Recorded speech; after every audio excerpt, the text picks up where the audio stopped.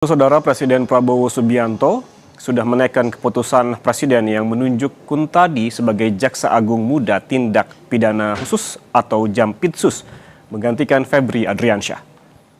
Menteri Sekretaris Negara Prasetyo Hadi mengatakan alasan penunjukan Kuntadi berdasarkan usulan dari Jaksa Agung Sanitiar Burhanuddin.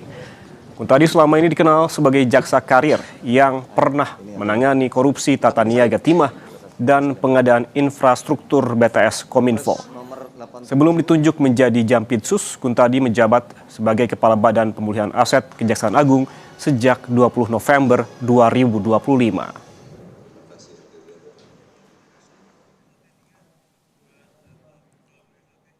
Ya, jadi beberapa pejabat yang masuk di dalam Kepres tersebut adalah atas nama yang pertama Dr.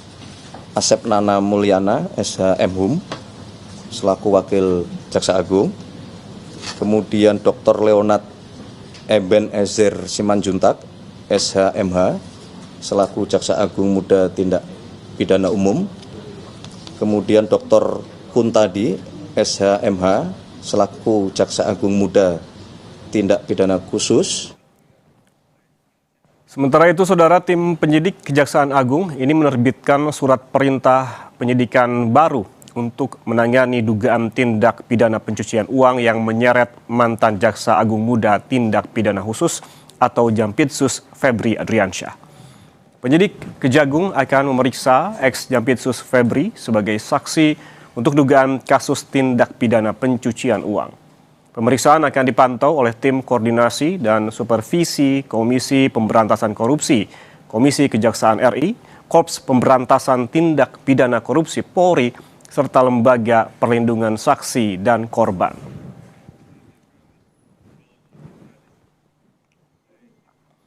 Melalui pernyataan rilis tertulis, Kapus Penkum Kejaksaan Agung Anang Supriyatna menjelaskan, Kejagung sudah menerbitkan surat penyidikan yang baru. Khusus TPPU, tim 9 telah memanggil 4 orang saksi, yakni FA, DR, NH, dan TS, serta seorang ahli TPPU untuk dimintai keterangannya pada hari Rabu 22 Juli 2026. Namun dari keempat orang saksi tersebut, 2 orang tidak memenuhi panggilan, yakni FA dengan alasan kesehatan dan NH tidak hadir tanpa pemberitahuan.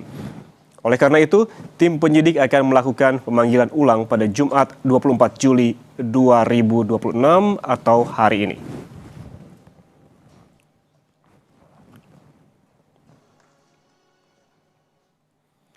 Dan untuk mengetahui informasi terkini, kita tanyakan langsung kepada jurnalis Kompas TV, Tifal Solesa dan juru kamera Junaidi Saputra di Gedung Bundar Kejaksaan Agung Jakarta. Tifal, ini apakah sudah ada informasi terkait dengan adanya pelantikan Jampitsus baru hari ini dan bagaimana juga pemeriksaan terhadap ex Jampitsus, Tifal?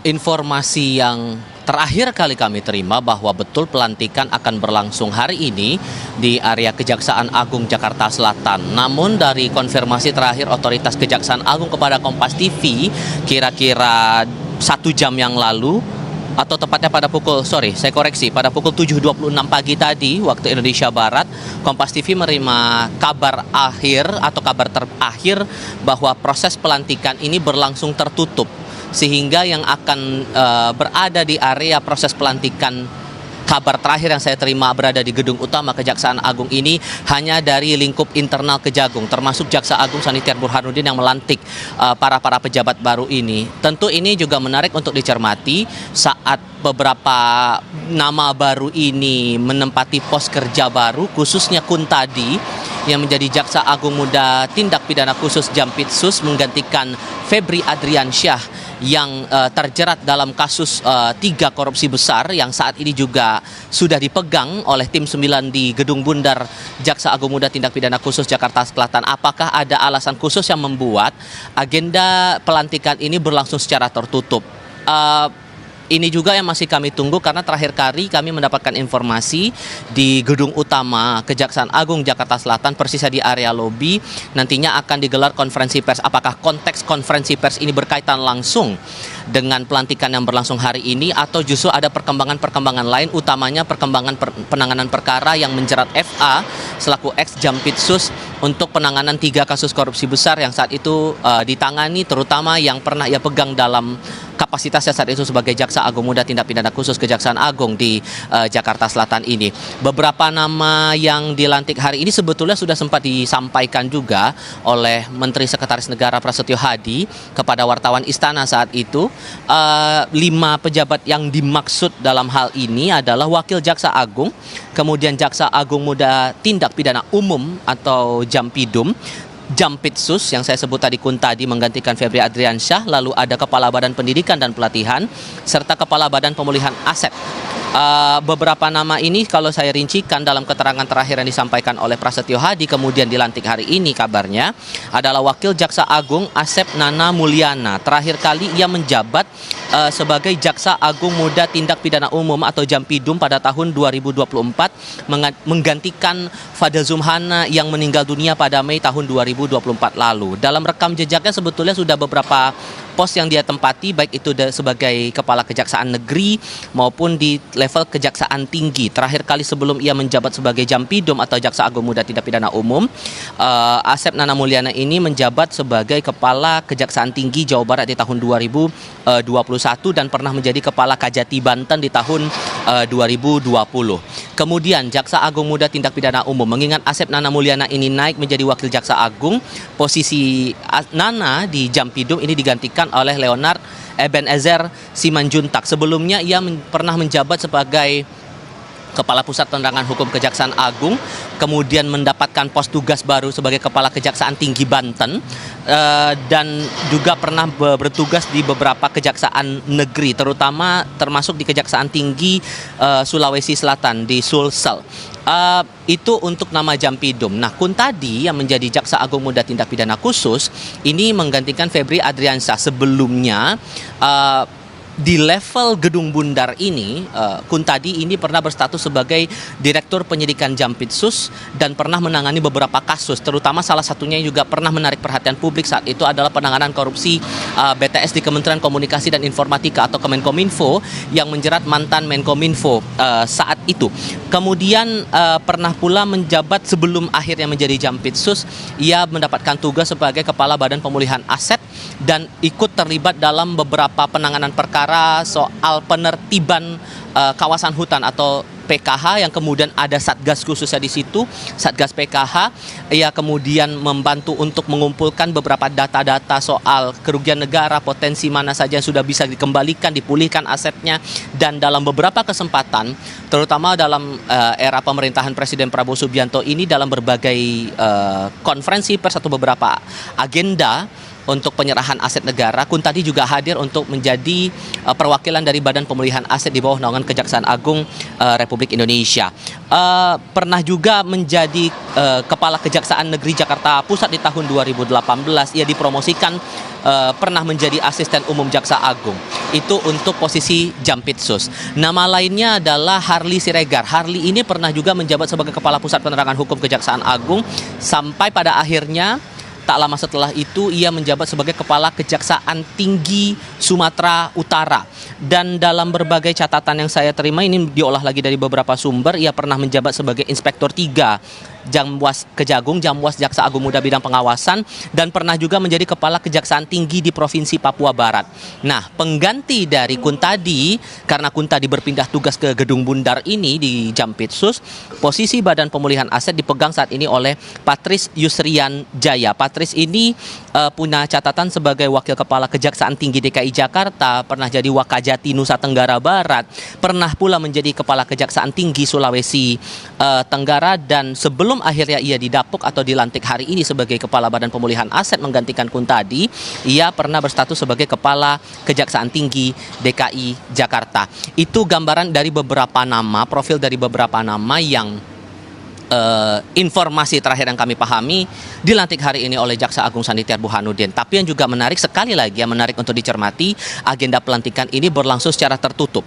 Hal apa yang membuat akhirnya agenda ini tertutup, mengingat atensi publik juga masih tertuju pada Kejaksaan Agung, khususnya Jampitsus saat Kuntadi menggantikan posisi FA Febri Adriansyah karena terjerat kasus hukum yang sekarang ini ditangani oleh tim 9 di Gedung Bundar ini. Hal apa yang membuat akhirnya agenda ini tertutup dan komitmen apa yang mungkin bisa disampaikan oleh Kuntadi, atau ada arahan khususkah dari Jaksa Agung terhadap Kuntadi untuk menangani kasus-kasus yang cukup krusial, terutama dari penanganan kasus FA dan juga Don Rito, yang saat ini Don Rito baru yang masih menjalani proses penahanan setelah sempat ditahan di Mapolda Metro Jaya, kemudian dialihkan di bawah naungan Kejaksaan Agung di Jakarta Selatan ini, Yan. Baik, Tifal, pertanyaan selanjutnya adalah terkait dengan rencana pemeriksaan terhadap FA dan juga NH begitu. Kemarin sudah ada pemeriksaan ataupun pemeriksaan terhadap 4 orang. Namun Kejaksaan Agung ini menjelaskan bahwa ada 2 orang yang tidak memenuhi panggilan, yakni FA dengan alasan kesehatan dan juga NH ini karena tidak hadir tanpa pemberitahuan. Apakah sudah dapat dipastikan bahwa hari ini pemeriksaan akan dilanjutkan dan sudah dapat dipastikan bahwa keduanya akan hadir ke Gedung Kejaksaan Agung, Tifal? Ragam upaya konfirmasi masih saya lakukan bersama dengan tim liputan kami lainnya yang juga sedang mengawal di Gedung Utama Kejaksaan Agung Jakarta Selatan. Setidaknya yang saya pahami terakhir kali ada 1 nama yang saya dapatkan informasinya menjadi tim penasihat hukum lain terhadap Febri Adriansyah untuk penanganan perkara ini. Saya sempat coba mengontak Muhammad Farizi namanya yang disebut menjadi penasihat hukum lain setelah Hotman Paris Hutapea ini menyatakan mengundurkan diri sebagai tim PH atau tim penasihat hukum untuk membela Febri Adriansyah dalam perkara yang ditangani langsung oleh tim 9 di Jampitsus Kejaksaan Agung ini. Namun sampai detik ini masih belum ada respons apapun, baik terutama dalam pesan singkat WhatsApp maupun telepon yang sempat saya upayakan juga.